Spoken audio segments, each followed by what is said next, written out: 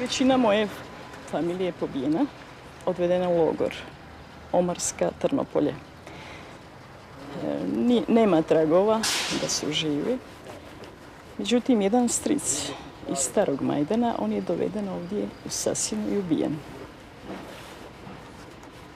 Sin od drugog strica, on je na jedan zvjerski način, i to od svoga komšije, ubijen. Vezan je na traktor lancima i vučen je po, mi kažemo čaršija, po trgu.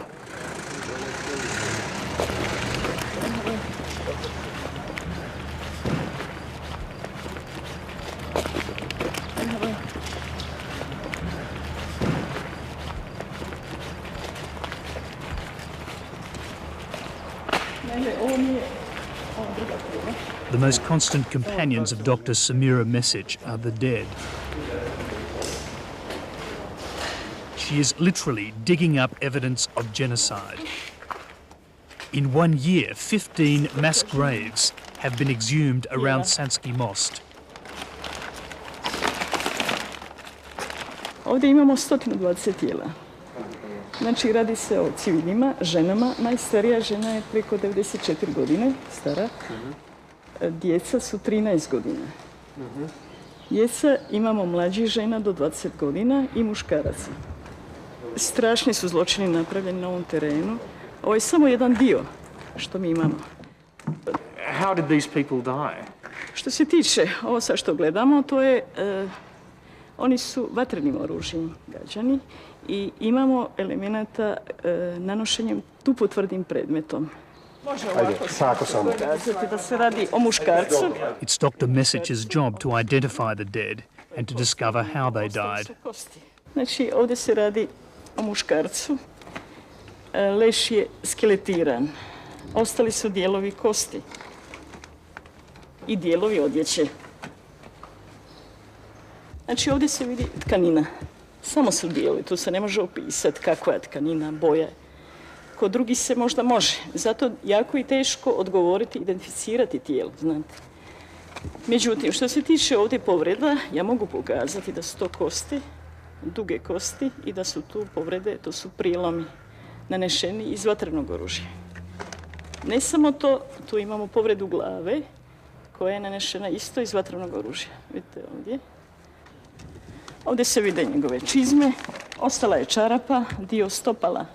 I onda tu mjerimo na osnovu kosti. Dr. Mesic is cataloguing the injuries and identifying the victims, not only for proper burial, but as evidence for the Hague War Crimes Tribunal. Ovo je negdje srednja dob, starosti muškarci.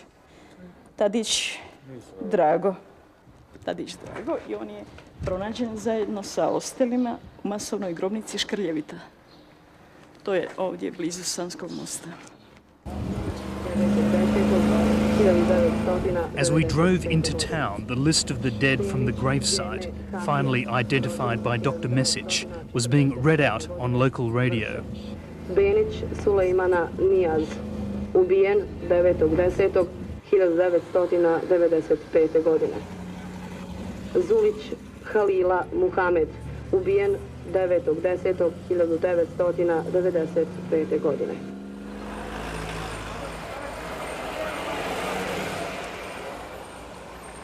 In Sanski Most, these lists have been broadcast regularly since work began to find the missing. The people here consider themselves survivors. Many of them only know each other because they met in the concentration camps of Omaska, Manjača, Keraterm and Trinopoli, all in nearby towns.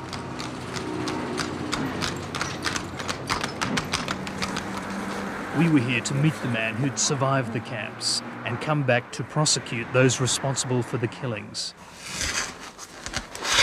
In May of 1992, Judge Adil Draganovic was arrested in his office and sent to Manjača along with 6,000 other civilian prisoners. He lived through the ordeal until the camp was shut down after international pressure. And when he finally got back to his office in 1995, he found documents the retreating Serbs had left behind. Mi smo našli njihove dokumente kriznog štaba sve ono što su znači, planirali, dogovarali, to su sve i zabilježili. Našao sam znači, taj rokovnik u kojem je sve lijepo zacrtano, planirano koga ubiti, napad na ovo područje, na ovo, šta sa stanovništvom učiniti, preostalim, ali decidno se kaže koga treba uhapsiti i koga treba ubiti.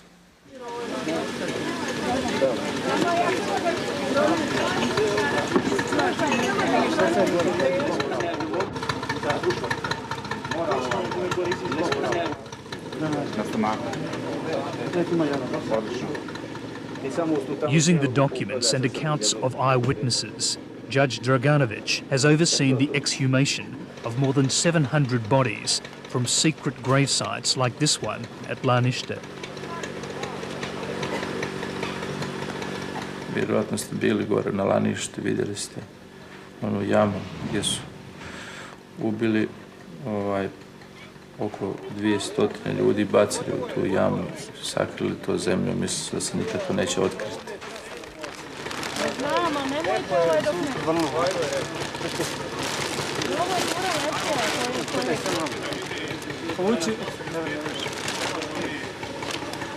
Okreni onako kako to...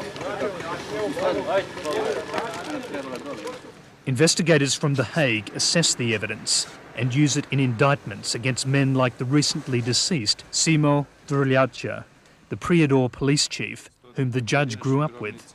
Jesam, Simo Drljača je ovdje rođen u Sanskom mostu, ovdje je živio i zajedno smo studirali u Sarajevu i izvanredno smo se poznavali.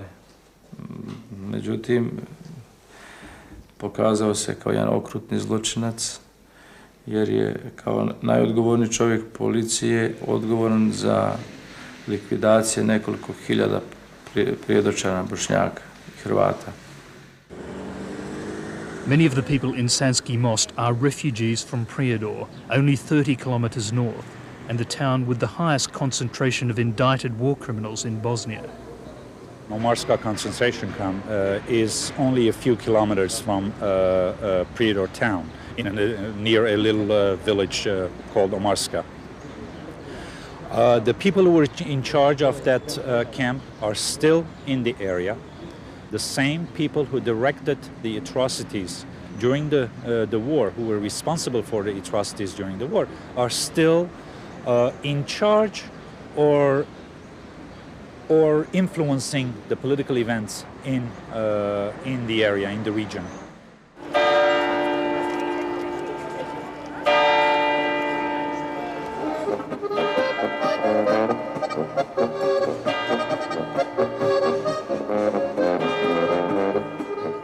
Many of the people who can still unveil those stories, the witnesses to Bosnia's war crimes, have scattered across the world as refugees.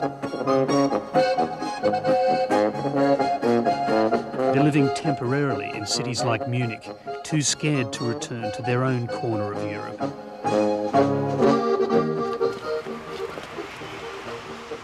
Germany has taken more than 350,000 Bosnian refugees. Kad ste vi otišli tamo iz... Mrs. Sabiha Tukanovic is a survivor of the Omarska concentration camp. She will be a witness at the Hague war crimes trials of the men from Prijedor who ran the camp.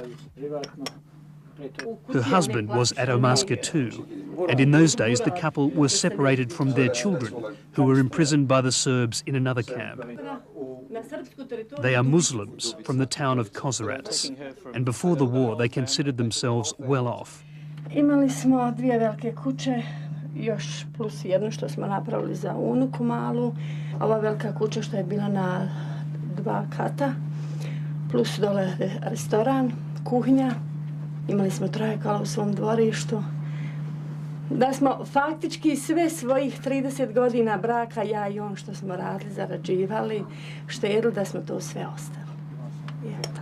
In July 1992, the Tukanovic's were taken to Omarska camp to join thousands of other Muslims imprisoned there. The old iron mine is infamous for the brutality of its guards, who were under the direction of their chief, Simo Drljača. Da nemaju oni svjedoka. Međutim, izvede iz bijele kuće, izbaci. Od 7 do pola 8 navečer, svako večer je išao jedan mali kamionić, žute boje, koji je vozio, kad se ide prema separaciji, prema pruzi, onda je išao lijevo. Mi smo ga pratili. On je tamo vozio te mrtvace. Mi smo mogli da vidimo, mi žene koje smo gledali kroz prozor, što uspijemo da vidimo, glave, ruke, noge, da vise dole. To su sve bili mrtvaci. Oni su njih izmučili. Možda je neko od njih i bio čak i živ, nije još ni umro, ali on je jedan preko drugog nabacao. Bilo ih je svako. Da je samo pregledati sad Omarsku, pa koliko bi se našlo grobnica naših ljudi i okolicu Omarske. Jer samo navečer neki prosječno 10 neke vozito, a Bog zna koliko ih je vožena navečer u tom kombiju. The whole time in Omarska they were under the direct authority of Simo Drljača. Simo Drljača ga odlično znam jer kad sam... There is no way known that they can get out until Simo Drljača signs them out. Right. He needed his signature for them to get out to free country.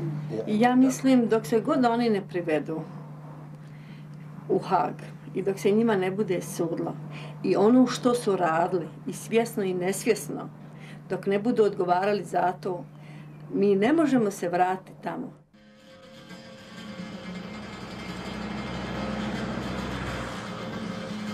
We went back to Bosnia, to the source of the problem.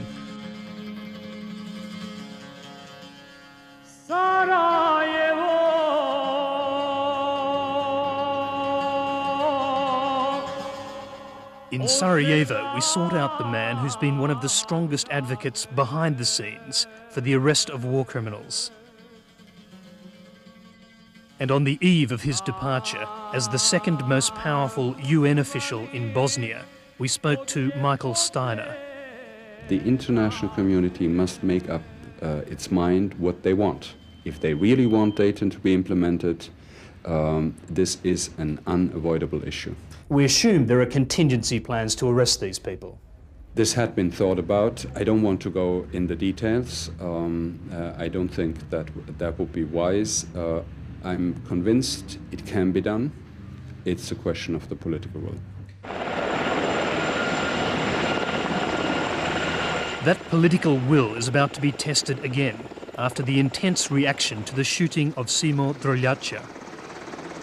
For the main targets, the real leaders of Republika Srpska, the indicted war criminals Karadzic and Mladic, will now be much more heavily protected. In the meantime, the people of the Bosnian diaspora are returning to a fractured country where the promises of Dayton are not being fulfilled. Sulejmani Munevera. Mujkic Sania. Again, the lists of people, this time of the living, followed by the intense relief of the displaced to be back amongst their families.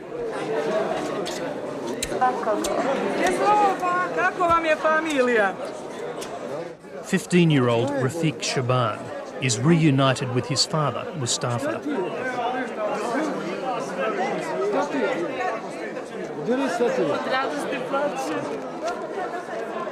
The family were cleansed from Prijedor by Drljača's police and imprisoned in the camps he ran at Omarska and Trinopoli and Karaturm.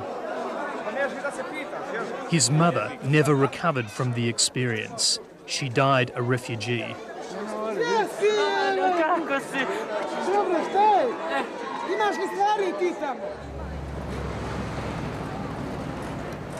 They gave us an address in the destroyed outskirts of Sarajevo. Out past the old front line that divided the western sector of the city.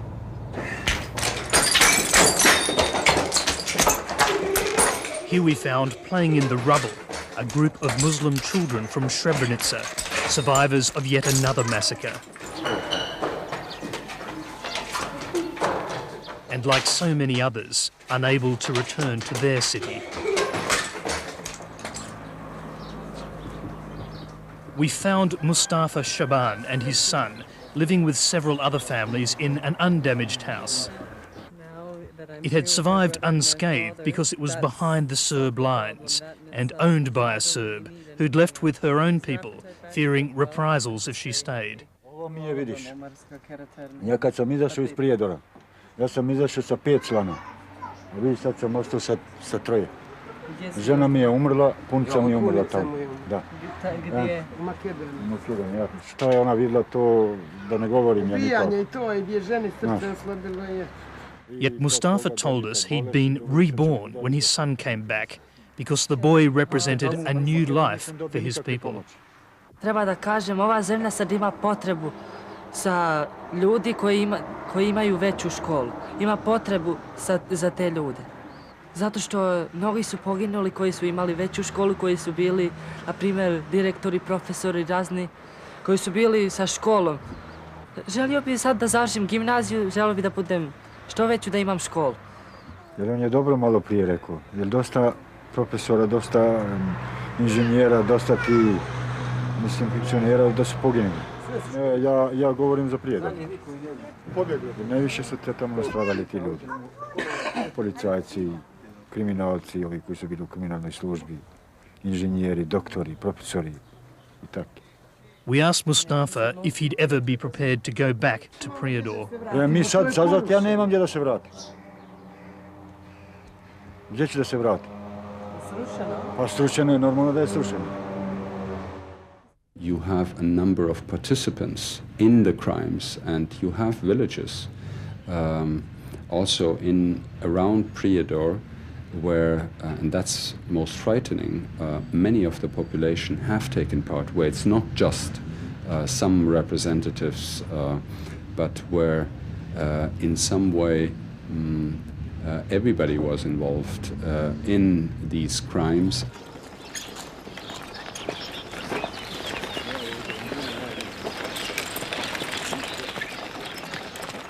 From Sanski Most, the UN runs a special bus service the short distance north to Prijedor.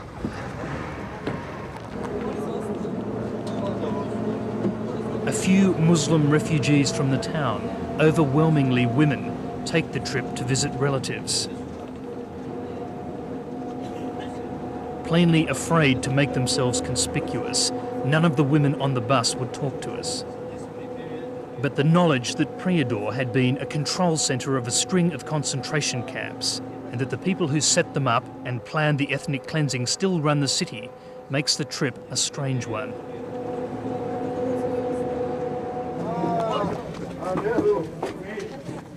I felt sympathy for the women scurrying into town with their heads down. From the Hotel Prijedor, we began calling the city's bosses to seek interviews. Dobar dan, doktora Kovačevića, molim vas, direktora. By now, Simo Druljača held no official posts, though he reputedly headed a local mafia. Dobar dan, da li je ured doktora Kovačevića? We decided the best way to find him would be through his friend, Dr. Milan Kovačević, the hospital director who has now become the first indicted war criminal to be arrested by NATO troops. We were told he was out of town, and when we informed the police we planned to film in the nearby town of Kozarac, we suddenly drew the attention of Serbian state security. We're in a bit of strife here. What's happened? Well, we just got a grilling from the state security guy. He doesn't want us to film in Kozarac. In fact, he says we can't film in Kozarac unless we get permission from Pale, from the Minister of Information, which we can't get. Well, he's probably rung them already. He's probably rung them.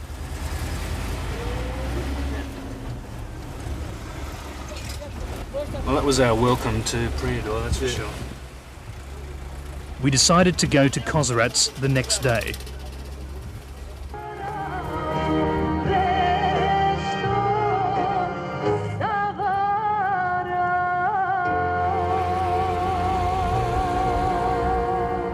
Srpski radio. The Turkmenovich family in Munich had drawn us a map to their house in Kozarac. But we soon realised there wouldn't be much left to see.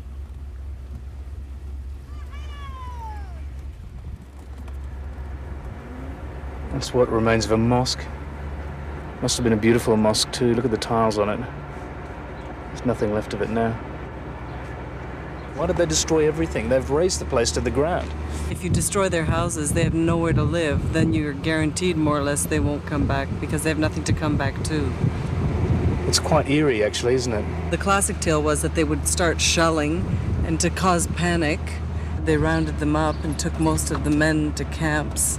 They would have various collection centers not far from here where they would first move people and then decide what to do with them, because it's a big organizational task, moving thousands of people. You know, it didn't happen haphazardly. Then, in the midst of the destruction, a bizarre sight, an intact house with a flourishing rose garden. Sonia, ask this lady how it feels living here in such a nice house with a nice garden, but everything else is ruined. Napravili ste zlo moj, ne tuđi. I ne mogu to preboliti nikako.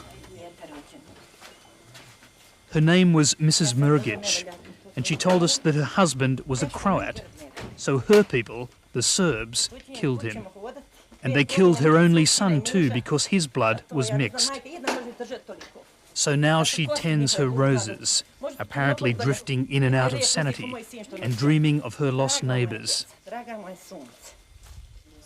Teško, umirem, za njima, umirem. Teško mi je. Bile su mi i braća i djeca i sve su mi bili. To je bilo čisto urodno, padantno. Nismo se mrzeli. Volili smo se kao komšije. Ruže su cvjetale. Bojrom na kafu, oni meni, ja njima. Nismo osjećali niku naciju.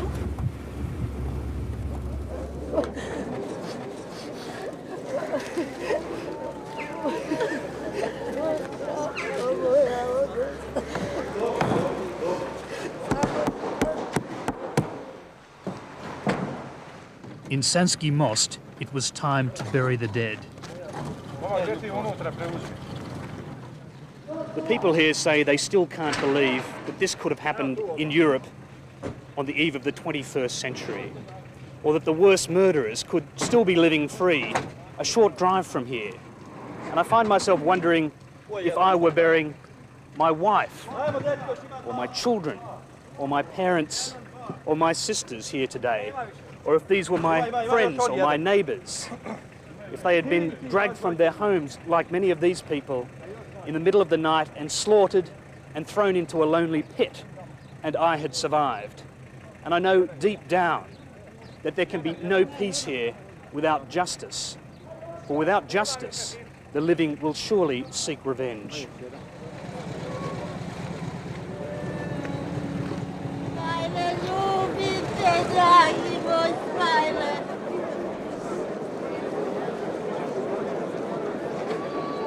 It is sometimes said of Bosnian Muslims that they hide their grief, but today it was etched into their faces.